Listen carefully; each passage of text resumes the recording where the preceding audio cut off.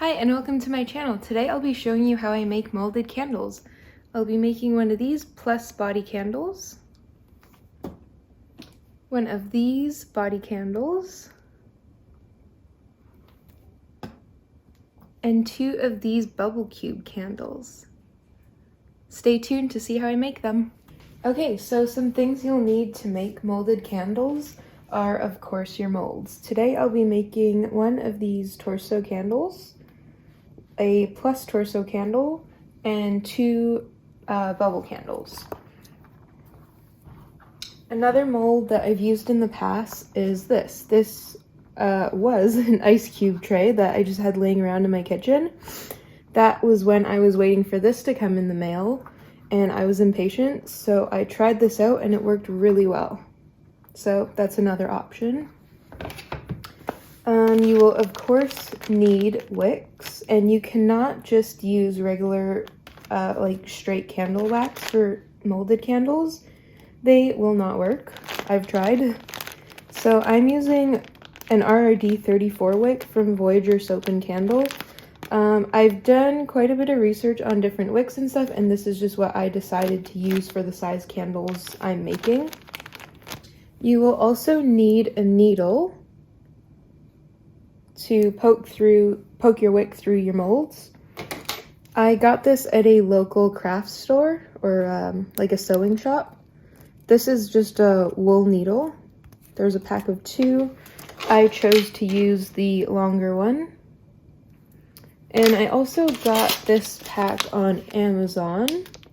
I have used these. They're a bit thicker and they punctured my mold a bit wider. And I was worried about spillage, so I didn't keep using these. But that's another option. You will need a pair of scissors to cut your wick. You will need a scale to weigh all of your ingredients, or your things, whatever. I just got this from Walmart. It's just a digital kitchen scale, pretty simple.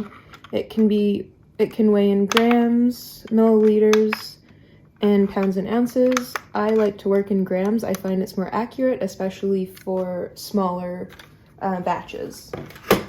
And you will need a thermometer of some kind to check the thermometer or check the temperature of your wax. So I started off using this. This is an infrared thermometer. It is actually for human use, like to check your own temperature, but it was all I had at the time and it worked. But I didn't feel like it was that accurate, especially when I switched over to a larger melting vessel. So I recently picked up one of these that you actually stick in the wax, and it also digitally checks the temperature. And on to melting vessels. So I currently use this. I think it's I forget the size capacity of this, but I'll link everything below anyways. That's how big it is. And it works really well. I use a double boiler method. You'll also need something to stir your wax. I just use this wooden skewer. And when I started out making candles, the first several dozen candles I made, I used this little guy and it worked just fine, but I wanted to make more at a time, so I got a bigger pot. And you will also need fragrance oil if you want to scent your candles. You can use essential oils, but I won't be showing you how to do that because I have not had much luck with that. So this is one of my favorite scents. It's from Village Craft and Candle, Black Raspberry Vanilla. And you don't want to just pour your fragrance oil right into your melted wax. You do want to measure it separately because once you pour too much, you can't take it back if it's in your wax. So I just use this little cup. It's like a bathroom cup to pre-measure out my oil. What else do you need?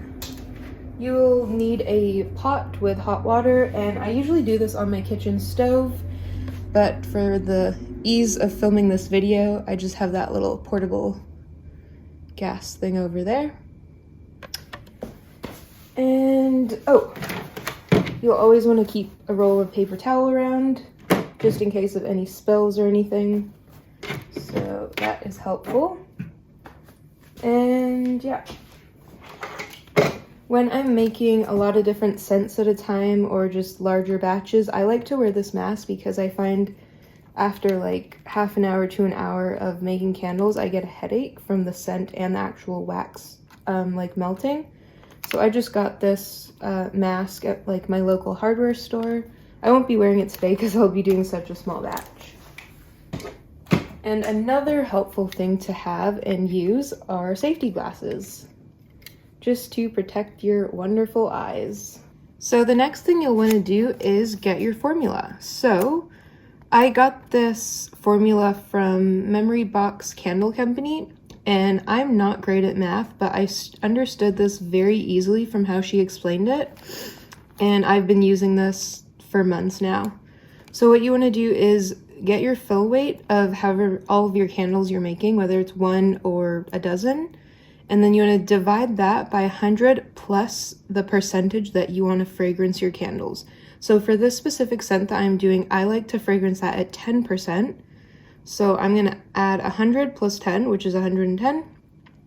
And then my fill weight, I already know, I figured that out, and it's 520. So I'm going to divide that by 110%, and that'll give me my wax weight. And then to get your fragrance oil weight, you want to subtract your wax weight from your fill weight. So for me, that was 520 minus 472.7, which gives me 47.3 grams for my fragrance oil weight. And this formula can be scaled up or down so easily. So it's great to learn, even if you're a beginner. I don't think it's that difficult. So I can't believe I forgot this, but you obviously also will need wax. So the wax you choose to use, I think, is very personal. It depends what your goals are and what type of candles you're making. So I ended up choosing the American Soy Organics M100, and this is for melts, tarts, and votives, so it's harder than a typical wax you would use in just a jar. I do also have that, but I won't be showing that today, obviously. And I just got the 25-pound box because I don't make a ton of candles, just for myself and to give away as gifts. Obviously, the more you buy, the cheaper it is, so keep that in mind. Okay, so you'll want to start by threading your wick through the needle and then putting that through your mold. So I like to start off with a clean cut, just so it's not as frayed. And I just kind of try and pinch it as much as I can to get it through the wick. Sometimes it takes a few tries, especially with the larger wicks. Another thing I do is just take a pair of tweezers and help pull that through. There we go.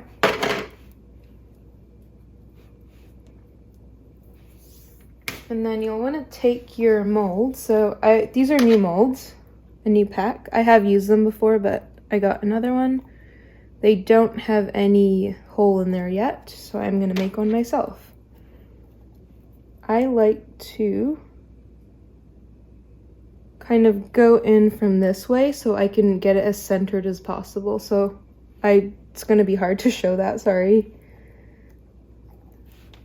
Sometimes also helps to kind of fold it in half a bit.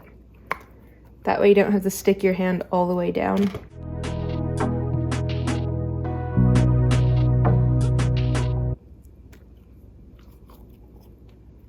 And then just pull that all the way through. You want to be gentle so you don't make the hole bigger than needed.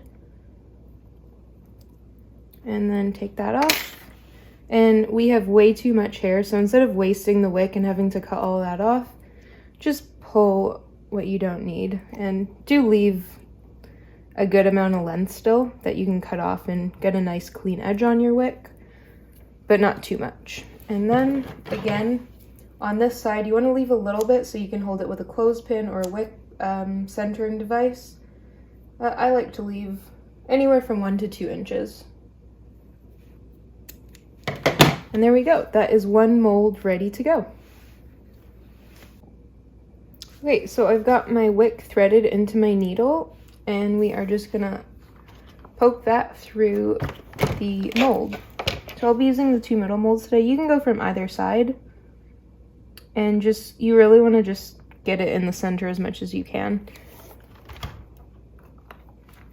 I already had a hole in there, so I was just going with the hole I already had. And then you want to take your needle off and leave enough space up top that you can use something to hold the wick to keep it centered.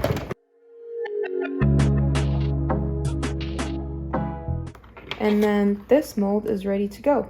I've got my wax weighed out, and now I'm just gonna do my fragrance oil. And when I'm pouring my fragrance oil, I like to just take a stick and run it down the end so I don't get any drips on my bottle.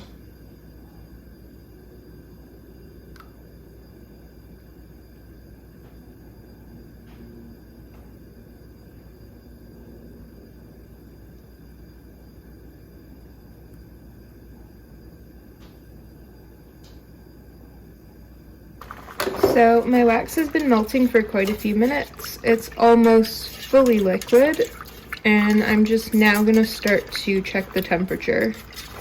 And I like to bring this specific wax up to about 190 and then add my fragrance oil. So it's hard to see because this is so deep. It's at 178 right now. 182. It starts to rise pretty fast.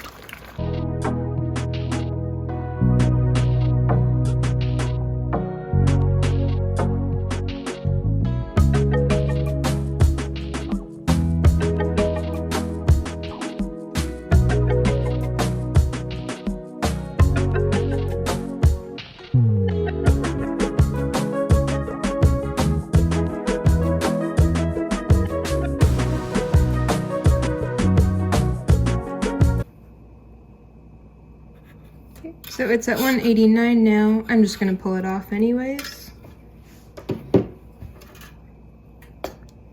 I'm now gonna add my fragrance oil and stir for 1 to 2 minutes. I actually had a little crack in that cup I was using for the fragrance oil before, so I had to switch containers. And you just wanna gently stir.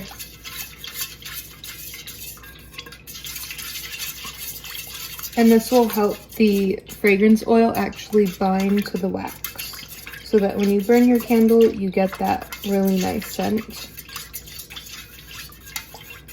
And then after stirring this, I'm just gonna leave it and let the temperature come down to about anywhere from 150 degrees Fahrenheit to 160. I find that works well for my specific wax I'm using. And then we'll pour. Okay, so my wax is about 156 Fahrenheit right now, and I'm going to start to pour. I just like to keep a paper towel and catch the drips. I'm going to start with the bubbles, actually.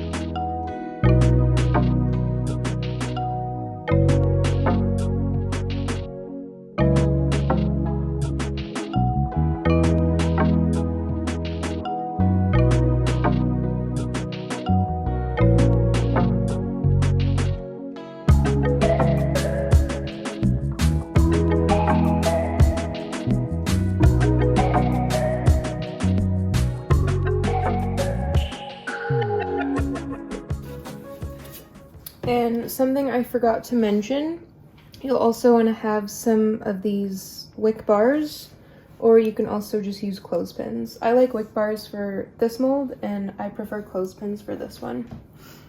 So I just take this and get it centered.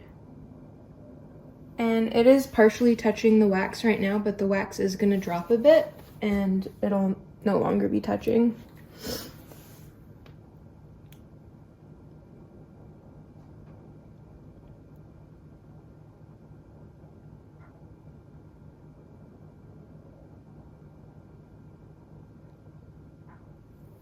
And now we let these set for at least 8 hours, or overnight is best, and then we can unmold them.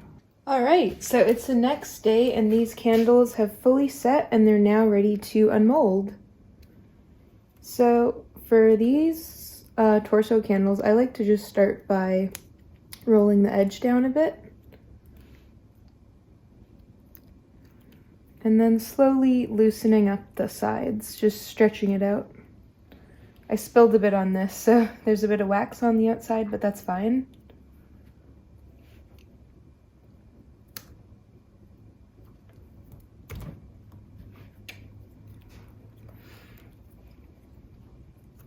And just keep rolling and kind of stretching that.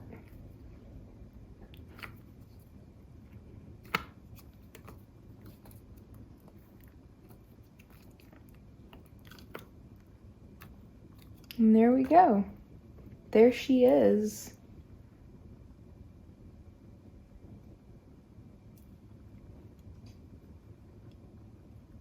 So after I unmold my candles, I like to trim the wicks. I start at the bottom.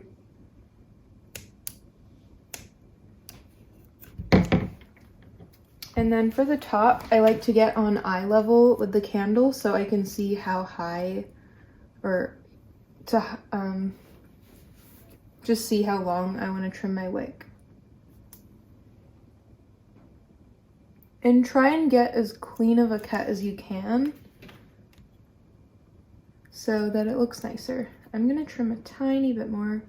You don't want it too long because it'll take longer to burn, or it'll take longer to light. So, and that's pretty much it. You can just keep trimming the bottom until you get it level so it doesn't wobble. Or you can use one of these guys.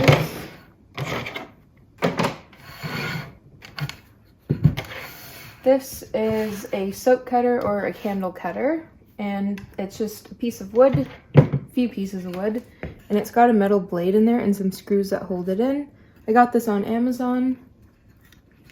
It wasn't too expensive, it was fairly cheap. And you just want to hold your candle, try and hold it straight, upright, and then kind of use it as a mandolin. And just keep going until you're happy with how your candle is sitting. So I'm going to go a little bit more.